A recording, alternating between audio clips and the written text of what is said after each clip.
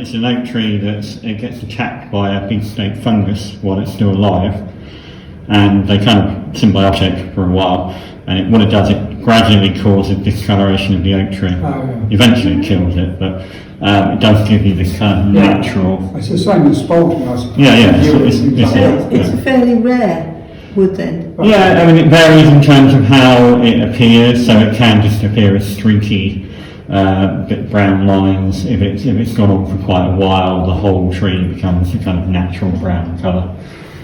And then the ripple sycamore is interesting because they don't really know why this happens, but you can actually see it on the bark of the sycamore tree. You can actually see a washboard effect, and the grain is literally doing that.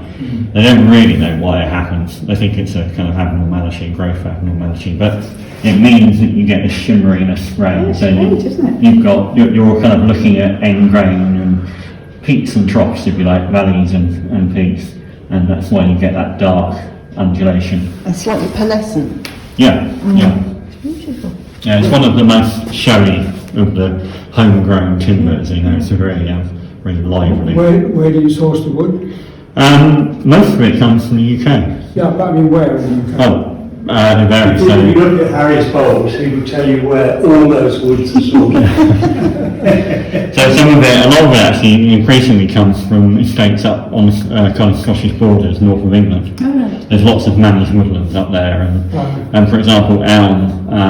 You can still get British elm, but because it's colder up there, it doesn't get affected by Dutch elm disease. It still grows there, it's above the Lake District, really. So it's sycamore and elm? No, sycamore and oak. Sycamore and oak, Yeah. beg your pardon. Yeah. And it was commissioned by Petersfield Physic Garden? Yeah.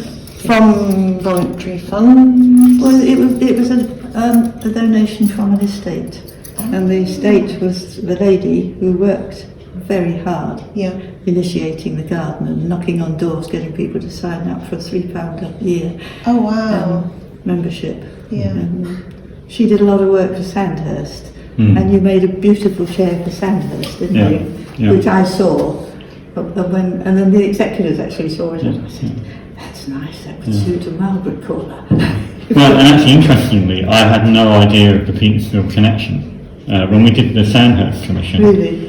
I didn't know. I didn't realise she was a kind of a Petersfield resident. That's right. One of our clients saw the name that we'd done on the Sandhurst chair. So, that used to be our neighbour down in Petersfield. Wow. And, so I was unaware of that. Do you ever go to English hardwoods at Cocking? Yeah. Yeah. Do you know One Ben? of our suppliers. You know Ben there, do you? On the right. Yeah. He phoned me if he's got a burr or something, Do you not think that that's what makes Petersfield special? All these kind of connections, like a web of everything kind of joining up with other things, even though half the time we don't even realise it. That's right. You're Petersfield person, are you? I am, yeah. Would you like a cup of tea or a cup of coffee? No, I'm alright, thanks. I run the Petersfield Pulse pages. What do you? Yeah, as a hobby. I say to my daughter sometimes, also, yeah, I saw that on Petersfield Pulse. I mean, that speaks volumes.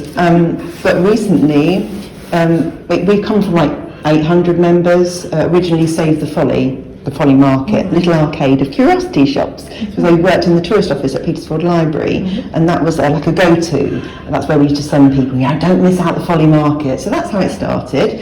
And we saved the Folly. It's still standing, it's still there. So I had these members on Save the Folly and thought, well, what can we do with this group of people and this platform? This is an opportunity. And so I woke up one morning and thought, Petersfield Pulse. Don't know why. The morning when you first wake up seems to be a really good time for ideas. Maybe it's because you have sort of time to in the back of your mind, rest your brain and recharge your batteries. The idea I get is, why don't I go back to bed again? Well, do you know, I've recently encountered not white noise, not brown noise, but green noise now. Who knew? And that has helped me sleep. or at least drop off for a little bit. But yeah, Petersfield Pulse. So it's found its way slowly but surely. We're now almost 16,000 members strong. We have lots of sub-pages for local jobs for local people. Lost and found page, because of course we lost the police station. No one knew where to It's take supposed to them. be coming back. It is, It is. by Christmas. So I heard it from the Police and Crime Commissioner Right. herself. She came to the annual town meeting at the town council, which is where my day job is. So I work for Petersfield Town Council / Petersfield Festival Hall as the events and media officer. I look after the website. And your name? It's Catherine. Catherine. Catherine Ellis-Blandford currently, but I recently lost my husband. Well, not lost him, he's not dead. He moved back to Portsmouth because he didn't fit in here. Yes, I'll be dropping the Blandford, but that will make it easier for everyone because it will just be Catherine Ellis. And Petersfield Pulse, is that a printed thing or is it an online So thing? it's online. Right. It's a Facebook group. Okay. Because it's been sort of a casualty of its own success a little bit, because it grew so big that I had to separate it out into subsidiary groups. There's a Petersfield Pulse Shop Local, which is for local businesses, services and tradespeople to promote as they want. There is our Petersfield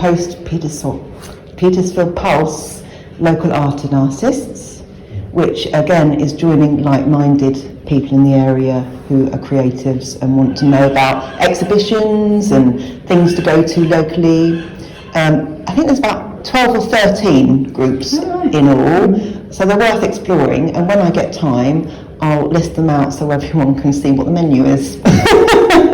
But All these things take time. work has been a little bit all-encompassing at the moment, so much so that I just went to the doctors this morning and asked if they can tell me I can officially work from home because I can't cope in that place at the moment.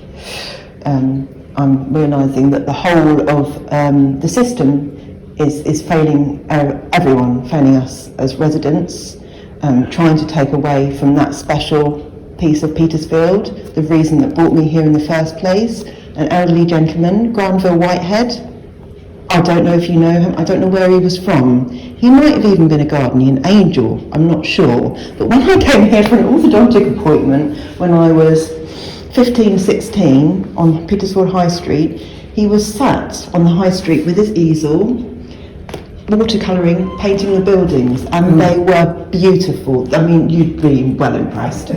And I think because I showed a genuine interest, he said, "Would you like me to escort you to the Petersfield Arts and Crafts Society exhibition at Festival Hall?"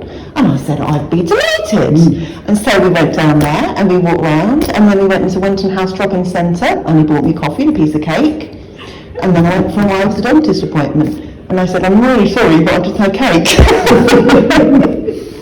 And that's what attracted me to Petersfield in the first place. And Evangeline Bowen, who was a member, long-standing member of Petersfield Arts and Crafts Society, and a volunteer, and she became a mentor for my mum, who was a retired nurse. Beautiful, beautiful lady. We went on residential art trips. Obviously, she sadly passed away now, and my mum is living in her old flat in Castle Garden. So it all kind of pieces it. It's a jigsaw puzzle, isn't it? But yeah, I was misdiagnosed. Sorry, I won't hold the conversation anymore. I'll stop in just a second. But I've got verbal diarrhea at the moment because there has been a transition period going on in my head in the last week or so. Lots of realisations, lots of neural connections, and the reason behind my car crash of a life and all the things that have led up to it, I'll be 47 this year, is misdiagnosis of depression when I was 14. And I'm exploring that now. I put myself on a register to be assessed officially. My doctor apologised to me because there's a 2-year wait at least. He was apologetic. It's not my doctor's fault, it's the system. The system is against us. My 84-year-old mother had a nasty fall in the square. I I used my position at the town council and relationship with the press, which I've built, to get that in the paper. So I don't know if you saw her face in the Petersfield Post I didn't. last week or the week before. No. I mean, everyone knows. Buying it when it went up in price and there was nothing in it. It has improved lately. Well, yeah, because we're also including outskirts villages, not just Petersfield anymore, is In it? fact, I said it should be called the Farnham Herald now. Well, that's because the lovely lady, Georgia Hayes, I think her name is, that I speak with is based in Farnham. Because, of course, we lost the lovely John Walker, That's right. whose son Nathan used to come to my after-school art club at the Floor Talk Gallery when it was in its original place. So again, all these kind of connections is what I love about Petersfield, and this is why I'm so passionate about trying to make things right, because I was originally failed by the system, and now I have an opportunity to make the system right, or at least review it. It's better. Thank you.